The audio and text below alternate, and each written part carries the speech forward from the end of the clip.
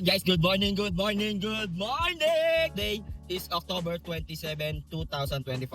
Araw ng Lunes ngayon, no? Samahan niyo ako guys, bibiyahe ulit ako. Pakita ko sa inyo kung magkano ba ang kinikita ng isang TNVS driver, no? So tinanghali tayo ng gising ngayon, guys! 9:45 na, pero may booking na ako. Papakita ko. Ito yung booking ko guys, oh. Carmona Estate, syempre dito pa rin sa lugar namin, Carmona, Cavite. 2.3 km ang layo at ang drop off nito guys, Terminal 3 agad tayo. So tara, pick upin na natin si passenger. Nagpapainit pa ako guys, oh. So time check tayo, 9:45 oh. Tanghaling-tanghali na. Guys, no, tinanghali talaga tayo ng biyahe niya, 9:45. Pero pilitin pa rin natin mga kota, no. So okay lang yan, nangyayari talaga yan. Eh marami pa akong ginawa, tsaka syempre nag-edit pa ako para matuloy-tuloy yung daily uploads natin, no. So kung bago ka nga palang subscriber or bago ka sa channel ko, huwag mong kalimutan mag-like, comment, and share. At i-hit mo na rin syempre ang notification bell button para updated ka sa mga biyahe natin, no. Nagawa ko nga pala dito guys is pinapakita ko ang kinikita ng isang TNVS driver, no. So sa mga hindi nga pala nakakakilala sa akin, ako si Kulin, nagmula pa ng Carmona, Cavite. So 13 months na akong TNVS driver. So far, so good naman.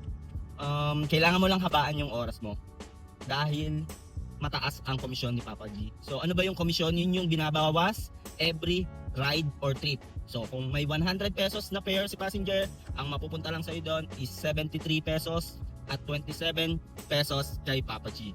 Before, last year 2024, 5% lang yan. 95 sa'yo, 5 pesos kay Papa G. So 8 hours to 10 hours, kota mo na, hit mo na yung kota mo na 5,000 pesos. Ang pinakamagandang kota dito guys is 5,000 pesos. So may take home ka na nun na malinis na 2,500 to 3,000. Ganyan. Malinis yun guys. Labas ang gasolina, labas ang panghulog ng kotse, or kung may boundary ka, labas na yun.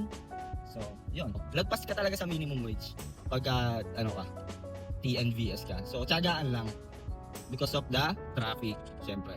Yan talaga eh. Kasama sa trabaho yan. So, ngayon tinanghali tayo kasi nag-edit pa ako. Kaya tinatawad pa ako mag-online. Nakita ko kasi sobrang traffic sa SLEX. So sana ngayon hindi tayo ma-traffic. Pero tingin ko traffic para niisip ko kung anong ruta dadaanan ko. Kung mag-exit ba ako ng Alabang para mag-counterflow. Pero titinan ko. Update ko kayo guys. So yun yung pasok. So yun guys, na-drop ko na si Sarah yun. Nandun. 1-2 ang binigay niya guys. Grabe, 1-2 agad no. Tapos ang fare lang niya 961. 969 nag-skyway kami. So ibig sabihin nag-tip siya ng 231 pesos. Wow! Maganda-ganda ba naman, no? Kahit tanghali na tayo, no? So, 562 plus 231 pesos. May 800 agad tayo. So, update ko kayo guys pag may next booking na. Update lang, no? May booking na ulit tayo. Dito lang yan sa Terminal 1, syempre. Terminal 3. And then, drop off natin guys ay sa Velasquez Street. Sa Tondo tayo. Tondo. So, tara, pick upin na natin si Sir. Time check tayo. 10:50 ng umaga. So, okay to. Puro mga long set pinibigay sa passenger natin guys, oh. Guys, update lang, no? Nababa ko na sila sir, 700 binigay oh. Galante sila sir. 655 yung fare nila, so 45 pesos yung tip nila. So 411 plus 45 pesos. Tapos meron ulit tayo guys oh. Kalimba, Banaban Dental Clinic. Saan to? Dito lang din sa may Todo, Herbosa Street. Ang layo niya is 430 meters. And then ang drop off nito guys ay sa San Rafael, sa Barangay San Miguel, Manila. So tara, pick upin na natin. Time check tayo. 11:40. Ayan guys, na-update lang, kinancel ng passenger ko. So yun, meron ulit oh. Meron ulit to. So guys, so pick up natin sa may Urban Deca. At ang drop off nito ay sa may SM San Lazaro. Sa may AH Lason, Santa Cruz ata to. So tara, pick upin na natin. Time check tayo. 11:44 ng umaga. So tara. Guys, no, inancel ng isa natin. Parang 200 plus lang sana yan. Pero okay lang, at least may kapalit agad, no.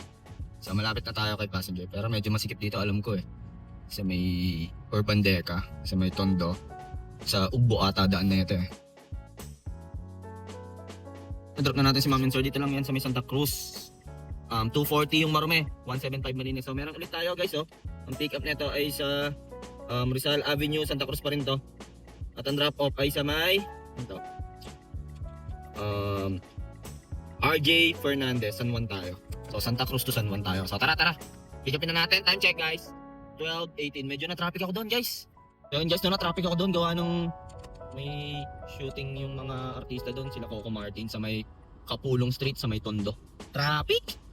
Siguro mga 30 minutes ko rin binakbak yun. Pero dapat mga 15 minutes lang yun. Kasi ang dami nakikiisyoso eh. Pero so far so good naman ang biyahe natin, no? Pag natapos natin tong booking na to, may total ng mga 1.6 na siguro tayo or 1.8 kasama na yung tip. 1.8, 2K mga ganun. Ang bilis no? 12.19 pa lang no. So, pick upin na muna natin si passenger, maambon, maulan, mag-ingat kayo mga boss. Doble ingat no? Maulan ngayon.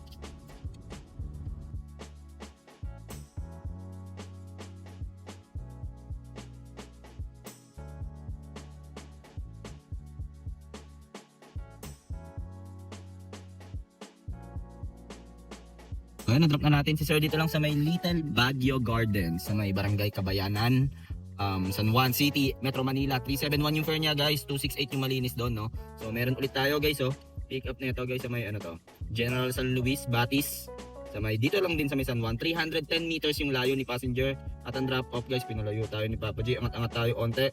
Colonel Bonnie Serrano Avenue guys, sa may Cubao tayo, 6th Avenue. So tara, pick upin na natin, Barangay Socorro yan. Time check 1:03 na ng tanghali. Tara, back-backing na natin. Guys, na-drop na natin si Madam no? Dito lang sa may 6th Avenue QC. 235 yung Marume, 173 yung Malinas. Ano magkano na tayo guys? 1,589 plus yung tip kanina no? Almost mga 250 or 300 din ata yung tip natin. So update ko kayo guys pag may next booking na. Update lang no, dapat FT na ako. Ayun no, may booking na tayo. Camp General Emilio Aguinaldo, Gate 1. Dito lang din sa Bonnie Serrano. Layo niya guys is 600 meters. Magle-left na lang ako dyan eh. And then drop off na ito guys, pinababa na tayo ni Papa G. Syempre dyan tayo sa Yacal Street sa Makati. So tara, pick upin na natin. Time check 1:30. Makain dapat ako guys eh. Binigyan tayo ng grasya. Mamaya na. Sa Gate 1, pedestrian gate po ang pick up. Unahan ng onte, pin locate. Armed Forces of the Philippines. Pedestrian lane.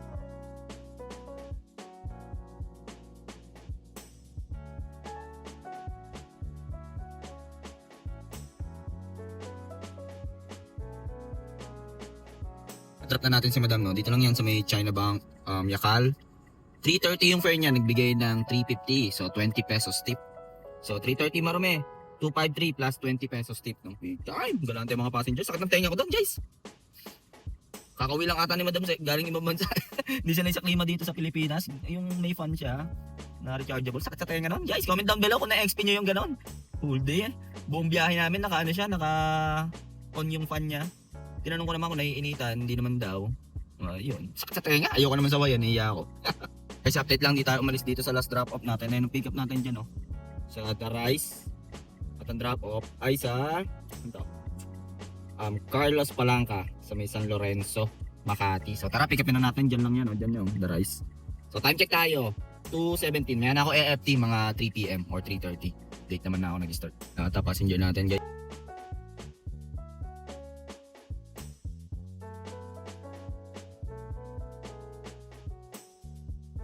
Na-drop ko na si Madam, no? Binigyan ko ng sticker. Ay, thank you, Madam. So, dito ko din drop, oh. Green Belt. Asa CIE. So, 103 yung fare niya. Dito lang yan sa may San Lorenzo, Makati. 76 yung akin doon, no? Time check tayo. 2:30 ng hapon. So, guys, di ako umalis dito sa last drop-off ko, no? May pick up ulit tayo, guys. Nakalaki mo yun. Charter House Building. Main lobby. Ang location niya sa Legazpi. At ang layo ni passenger is 470 meters. And then, ang drop-off natin, guys, sa may St. Luke's tayo, guys, sa BGC, Rizal Drive. So, tara, pick upin na natin si passenger. So, Makati to Taguig tayo. So, time check, 2:32 ng hapon. Okay naman yung biyahe ngayon, guys. Kalmado lang. Or, yung paglabas ko, medyo kalmado na kasi hindi ko naabutan yung traffic kasi mag-alas 10 na ako nag-start eh. Pero, parang tingin ko pang 2.5 ko na siguro to. Ang bilis, no? 2:33. Pero, tinan natin, sana walang aberya at makarami pa tayo. Yung pick up natin, guys, oh. Sana lumabas na agad kasi ayan na, mag-go-go na.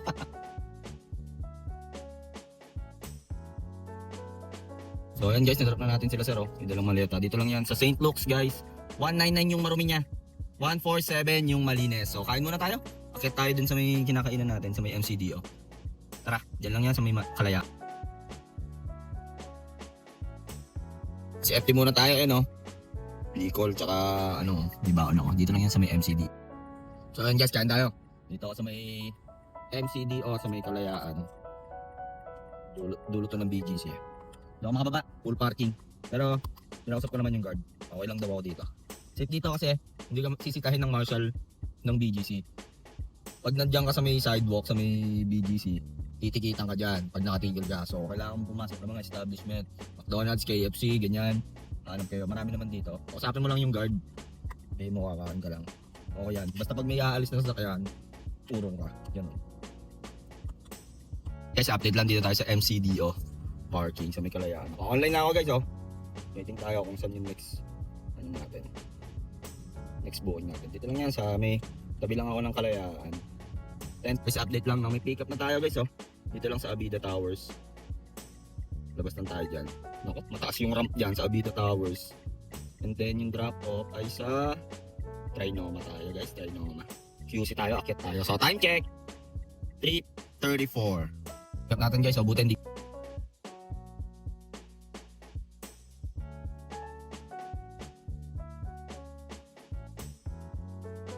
Na-drop na natin si Madam no. Dito na nagpa-drop sa gitna eh. At hindi na din sa may landmark. So ayan guys, 415 yung marumi niya. 345 yung malinis. So waiting tayo next passenger guys. Update ko kaya pag may passenger na no. Dito tayo sa may Trinoma. Guys, update lang no. Dito tayo sa may Senator Miriam Defensor. So guys, dito tayo sa guys, update lang no. Dito tayo sa Senator Miriam Defensor, Santiago Avenue no. So nakaset din na ako. Set din na ako. Anong oras na? 4:39, mga 4:30 ako nag-set para makababa agad ako no. Medyo mataas tayo eh. Nasa taas tayo, nasa QC tayo. Pasukan ako diyan siguro Panaiya or Makati or Alabang. Sana makakuha tayo no. Tanghali na rin naman tayo bumiyahe para makalapag lang agad tayo sa south.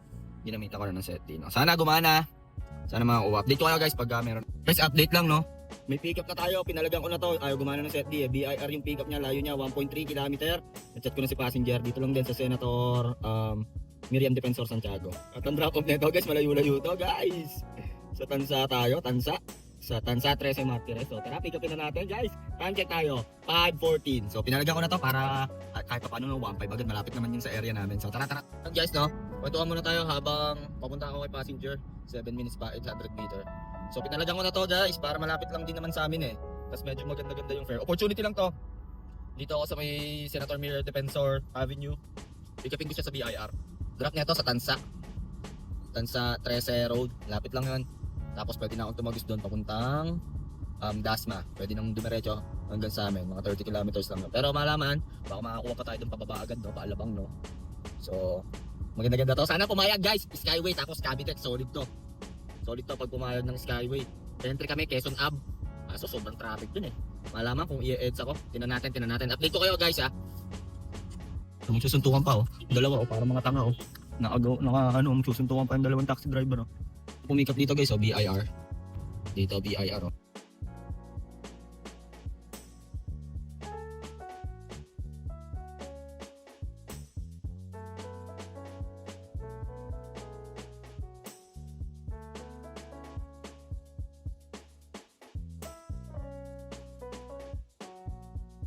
Guys, no, na-drop na natin si Sir dito lang sa may Paradahan 1. Tansa, nasa Tansa tayo, guys. So 2446 yung niya, yung bali 417 yung toll fee niya. Pero yung fare niya talaga is 2,029 tapos add natin 417. So 2446 yung marumi niya. 1515 yung atin doon, no. So ano pang iniintay? Set di agad tayo, guys. Anong Rock Etibak tayo. Pag nakakuha tayo, swerte. Pag hindi, okay lang din naman. Malapit na rin naman sa atin yan eh. Ayun o. Ano ba yan? 32 kilometers. Talo lang ako dyan ng 150. So tara, bakbakin na natin to guys. So yun guys, update lang no. Rolling na tayo. Pauwi sa atin sa Carmona from Tansa. Mga 32 kilometers. So talo tayo dito ng 150 kung hindi tayo makakakuha ng pasahero. Pero okay lang. Mas okay kung makakuha. Pero okay lang din kahit hindi. Gabi na rin naman, pauwi na tayo. So bawi na lang tayo bukas. Pero all in all, mamaya papakita ko sa inyo okay naman yung earnings natin. Papakita ko sa inyo kung magkano yung kinita natin. No?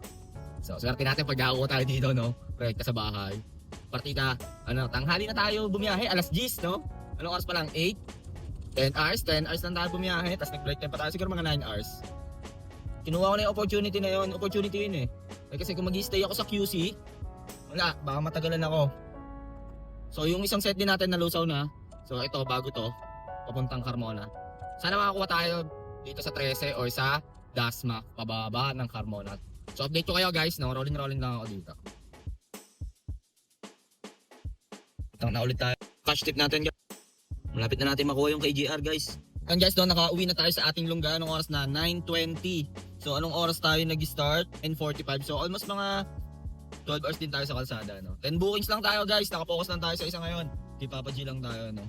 So all in all, okay naman. Okay naman yung earnings natin, no? Nag-rolling na ako simula Tansa hanggang dito sa amin sa Carmona, 30 kilometers. Talo lang ako ng mga 150 pesos. Tuloy-tuloy naman ang daloy ng trapiko. Kasi wala masyadong traffic doon. Hupana. Hindi na ako naghintay ng pababa dito sa amin. Kasi wala naman ako makukuha doon. Bihira kasi yung pupunta dito, puro pa Manila agad dun eh. So, late na kasi tayo nakapag-umpisa. Pero okay naman yung biyahe natin. Buti nakakuha tayo ng QC hanggang ano, no?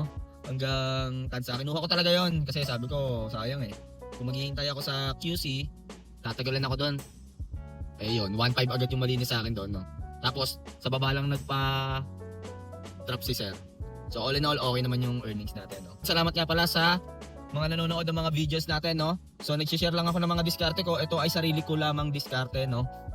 May mga iba't iba dyan na gumagawa ng sarili nilang diskarte na mas magaling pa at mas malaki pa ang kinikita kaysa sa akin, no? So, yun nga pala guys, huwag nyo kalimutan mag-like, comment, and share. At i-hit mo na rin ang notification bell button para updated ka sa biyahe natin, no? Bukas, pipilitin natin maaga. Pag maaga tayo nagising, no? Wala eh, antok pa eh, tsaka nag-e-edit pa ako guys, kailangan natin mag-edit talaga, no? So, yun lang guys, kung ano man ang diskarte mo sa buhay, araw-araw mo lang galingan, makakamit mo rin ang tagumpay. It's your boy, KOLIN, signing off, peace!